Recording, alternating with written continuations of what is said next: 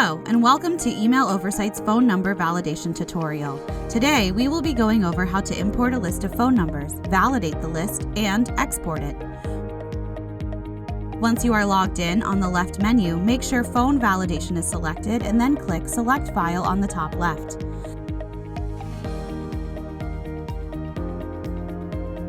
Select your file and then click Upload Files.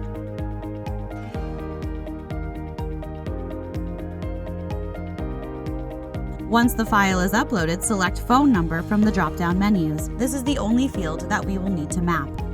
Once the file has been processed, you can see the file names listed and the numbers that have been processed. If you want to export this phone number list, you can click Download on the right. If you would like to know more about our products and services, please visit our website. Thanks for watching!